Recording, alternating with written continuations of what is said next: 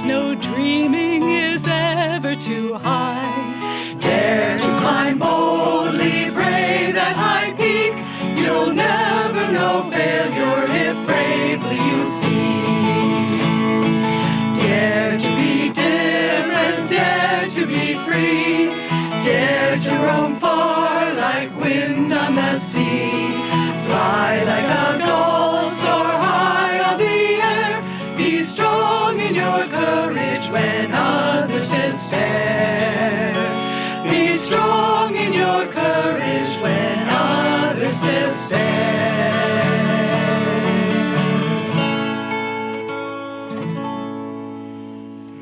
And from Rays of the One Light, weekly commentaries on the Bible and the Bhagavad Gita by Swami Kriyananda. This week, how democratic is truth? Truth is one and eternal. Realize oneness with it in your deathless self within. The following commentary is based on the teachings of Paramahansa Yogananda. We live in an age when people assume that knowledge should be available equally to all. In matters susceptible of judgment by normal common sense, however, everyone knows there are exceptions. Access to a control room for intercontinental missiles is limited by universal consent to a very few. Access to the controls of a passenger airline is limited to those with the necessary knowledge for operating them, and also to those with the proper authorization. If people don't see the disadvantages of making more subtle knowledge universally available, it is only because they are ignorant of the risks involved. In the case of subtle knowledge, the main disadvantage in making it universally available is the harm it might do to one who isn't ready for it and who might even mock it. True, by mocking truth, he might undermine the faith of a few truth seekers. But then such tests can also be beneficial as a means of strengthening faith. Again, true, the clever doubters' misinterpretations of those truths may dissuade a few seekers from following the spiritual path. But if a seeker really is sincere, he will recognize the truth eventually because it resonates with his own being. No, the great problem occurs to the shallow doubter himself. To give him an opportunity to affirm his ignorance might only estrange him even more from the truth, delaying the time when he will turn, as all people must eventually, to the light. Thus the scripture advises not secrecy, but discretion in the sharing of truth. Jesus Christ says in the Gospel of St. Matthew, chapter 7, "Give not that which is holy unto dogs, neither cast ye your pearls before swine, lest they trample them under their feet, and turn again and rend you." And Krishna says in the 18th chapter of the Bhagavad Gita, "Never speak of this truth to one who is without self-control or devotion, who renders no service, who does not care to hear, or who speaks ill of me." Thus, through Holy Scripture, God has spoken to mankind. Om, Om, Om. I'd like to welcome you all to Sunday service. My name is Atman. This is Bhakti Marg. It's our pleasure to be here at this wonderful outdoor amphitheater to share with you. Especially, I'd like to welcome those who are here from the Chico Meditation Group on retreat and those who are entering their last week of the Yoga Teacher Training Program. So all downhill from here. So to start, I'd like to read from Whispers for Eternity.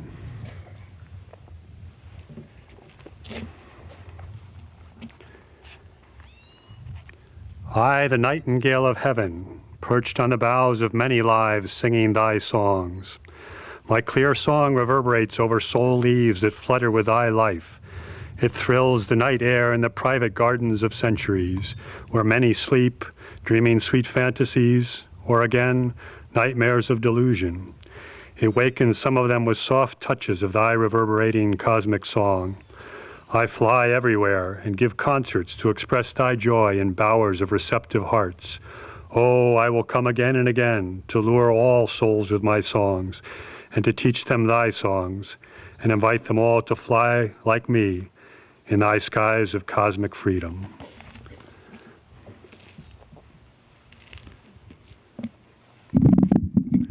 So last week we heard about the need for a guru, and with that comes service to the guru and spreading the guru's teachings. And this week we have a little bit of a warning saying, well, wait a minute, let's take a little step back and say, how do we spread that truth? And there are some things we need to be aware of, lest we be casting our pearls before swine. So I want to talk a little bit about that and some of the pitfalls and some of the important things to consider when spreading the teachings, because it is a very important thing to do. It is a source of grace in our lives as devotees, and it's an important part of our path to help spread these teachings.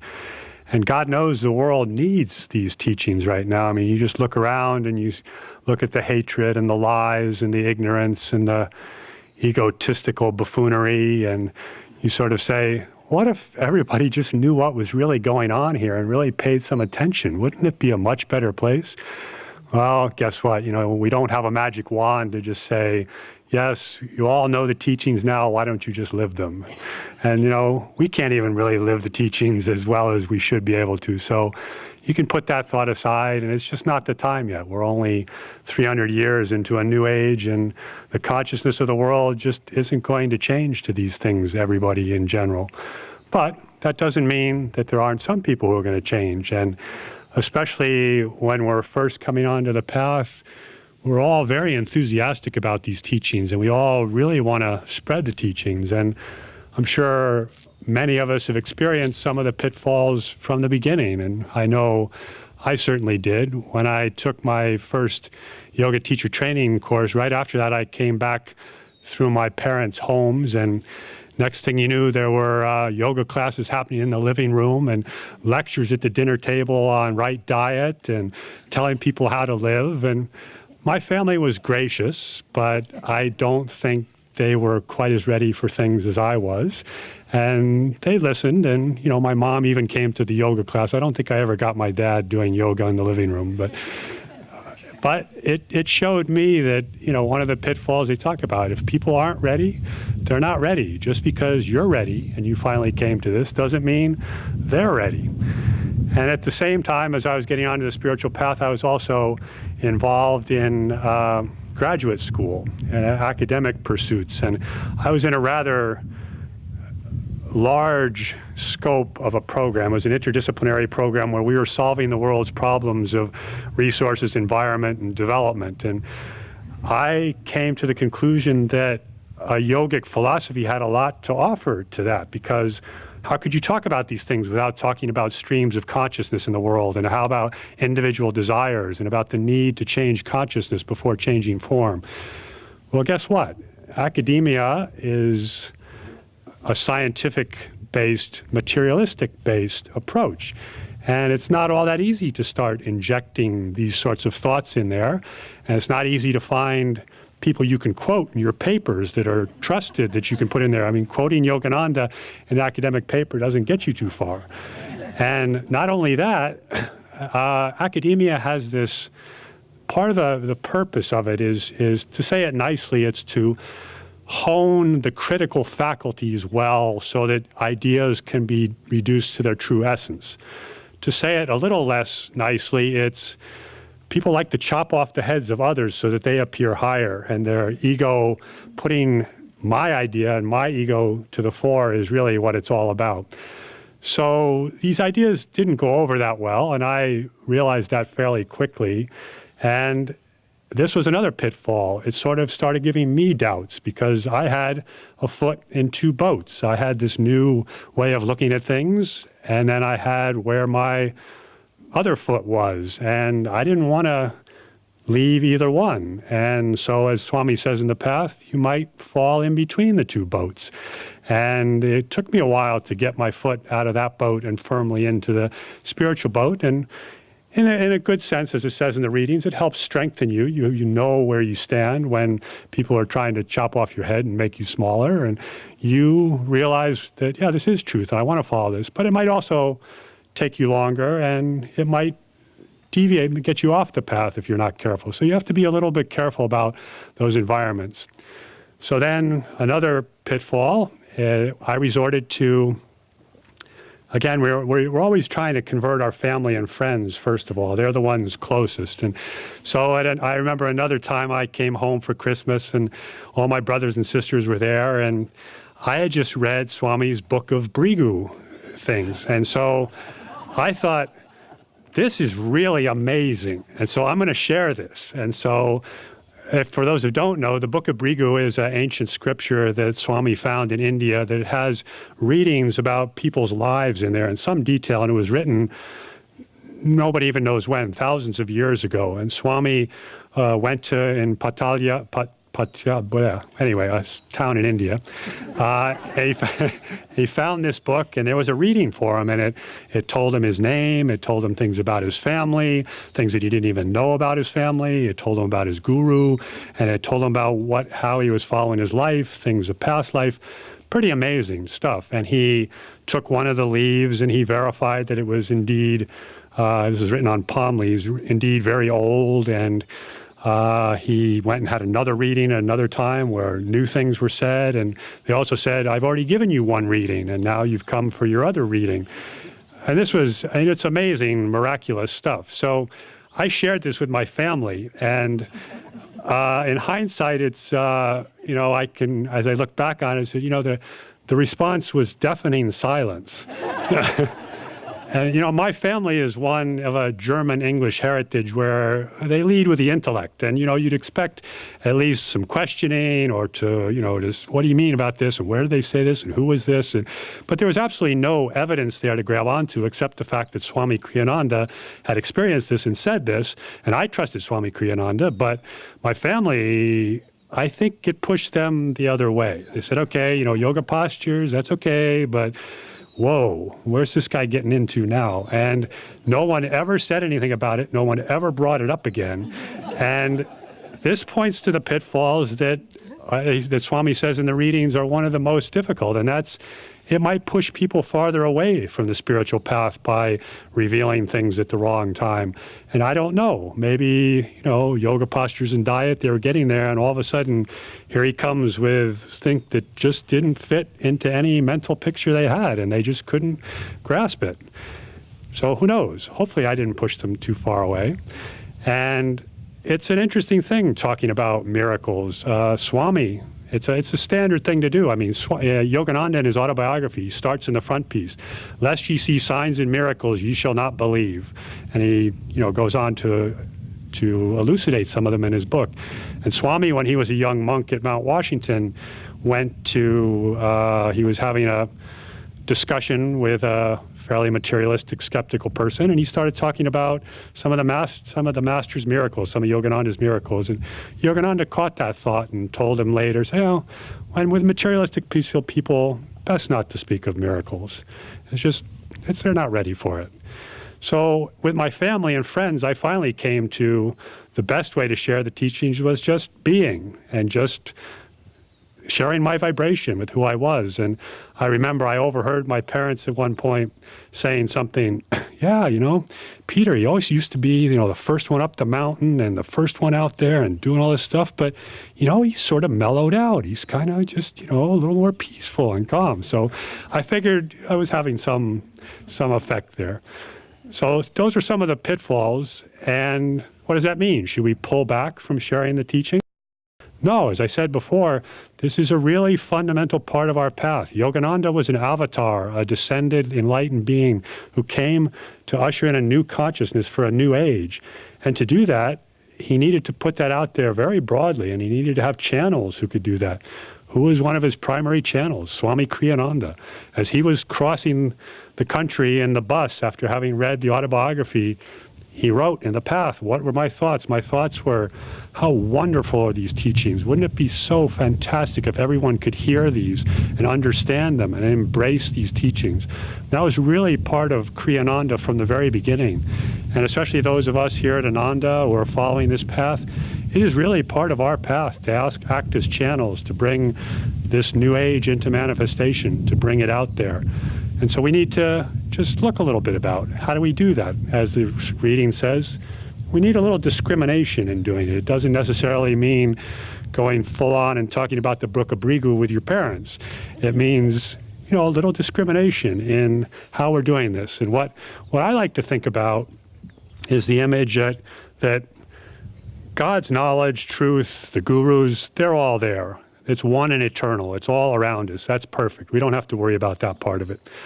In the equation, there's two other parts of it. There's us, who are trying to receive this grace, these teachings, and transmit it. And then there's the person or persons we're trying to transmit it to, the receiver. So there's the transmitter, there's the source, the transmitter, and the receiver. So first, we need to work a little bit on the transmitter, us. That's the one we have the most control over. It's the one we can really look at the best. First thing you want to look at is, why am I sharing the teachings? How am I doing this? Am I coming from a place of ego? Am I coming from a place of wanting to impress people, of wanting their approval, of wanting to see high and mighty in a great spiritual source? Am I doing this in a way that's intellectually clever, that I will impress people with how well I can do these teachings? This is another pitfall I found myself in at the beginning of the path. Of course, coming from my academic training, first dove in with an intellectual mind into the teachings. And at one point I remember thinking, yeah, I've got this down. I got the vocabulary. I know the concepts. I know how all this stuff follows. Yeah, I could teach this. I know how to do this. But guess what? I didn't have a clue what this is really about. Sure, I could go through the steps intellectually in a clever, rational way, but I didn't really know what was behind that because I hadn't practiced it enough. So be clear what your motives are. Next thing you need to know is make sure you're doing this as a selfless service, nishkam karma yoga, action without the desire for the fruit to the actions. If you're there imparting these teachings because you want someone to become a member of Ananda, you want someone to become a donor, you want someone to come to the Expanding Light retreat, you want somebody to convert to this path, guess what?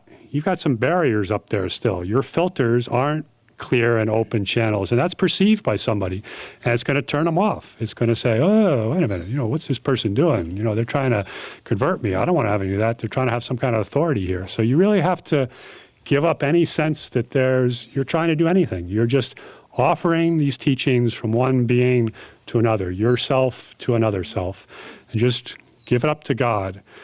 You also, this is very important especially for those who are nearest to you, your family, your spouse.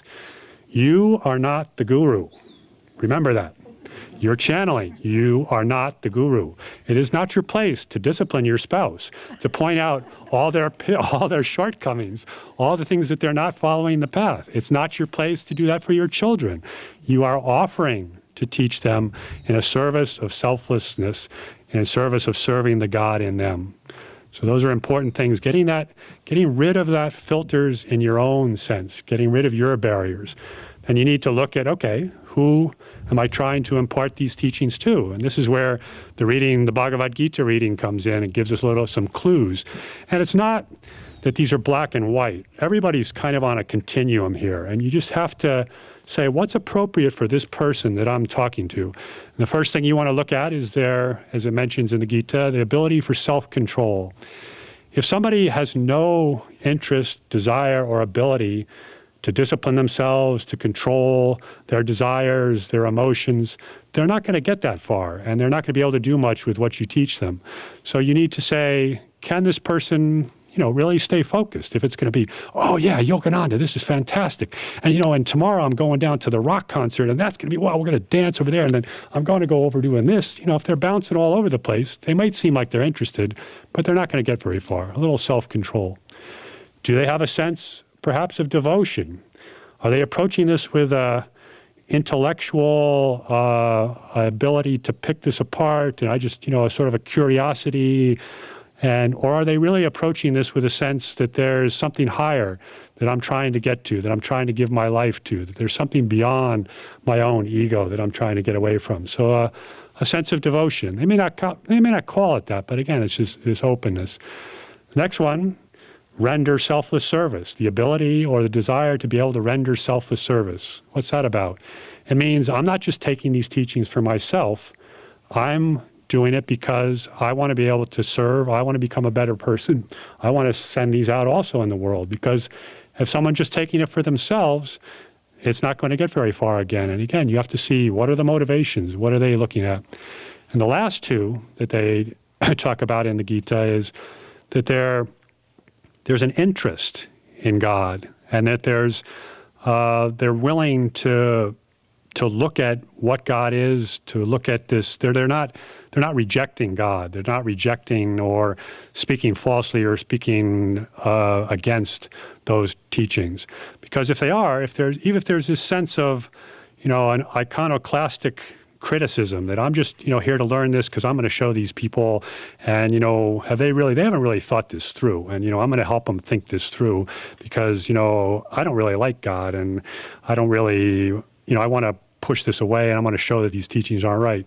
If there's that sense, if there's that consciousness of somebody you're trying to share with, it's not going to get very far, and you need to temper your message in a way that they can understand something, or you can move them maybe on the next step, or maybe just leave them alone, depending on how far out on this side they still are. Because remember, everyone eventually is going to come to this. It's our true nature. It's where we're going to go, and we don't want to delay that time by trying to give them too much too soon. The last thing you need to be really aware of is the form. If we were all in the causal world or even the astral world, you'd just be able to transmit, God, thought, God, boom. No filters, no problems, no language. But guess what? We're full of filters and language and forms and concepts. And the receiving station's forms and concepts may have already been tweaked in a certain way or structured or frozen in a certain way. And they may not want to hear about, they may be sort of, as soon as they hear the word God, they may be stuck into sin, guilt, eternal condemnation. Well, if you start talking about God, guess what's going to happen? Whoosh, it shuts down. Those barriers come across. You're not getting anywhere with them because they're just going, oh my God, it's the nuns again, the Catholic nuns. Oh no. So you have to be aware of what the cultural biases are, what's their past, what's their intellectual framework that they can relate to, and then find that framework where they can take their next step. And look at Swami's life. He was a master at doing this. He wrote books in all different fields for all different audiences. And it wasn't just Swami Kriyananda about Kriya Yoga. It was J. Donald Walters talking about education for life, how to uplift consciousness of children. It was talking about how to be a good leader. It was talking about how to have hope for a better world, looking at some of the pitfalls of Western consciousness. He barely, even in those books, barely even mentioned God, Guru, Kriya Yoga, because part of this mission is a much, much broader change in consciousness. And we can reach people where they are. If people are going to be turned off by pictures of the gurus in front of them, that's okay. Share with them where they are. If they can get the idea, I need to calm my mind, I need to get de-stressed, that's a great place to start. That'll help them open up to the teachings as we come. And it's our joy, it's our mission to be able to help do that for the masters. And it's interesting, this Bhagavad Gita passage where it warns about giving to people without self-control or devotion or willing to speak evil of me. The very next stanza, which is chapter 18, the 68th stanza, it says, "Whosoever with supreme devotion will give these supreme secrets to my sincere devotees will surely attain me." So right there, the promise is, this is a path to God by sharing those teachings, by serving the Guru, by putting those out there. And Yogananda used to say, the best prayer, the supreme prayer is, Lord, give me thyself, that I may share thee with all.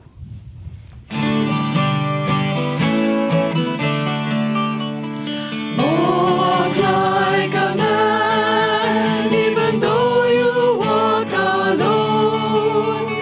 Why court approval once the road is known? Let come who will, but if they all turn home, the goal still awaits you. Go on alone. Follow your dream, though it lead to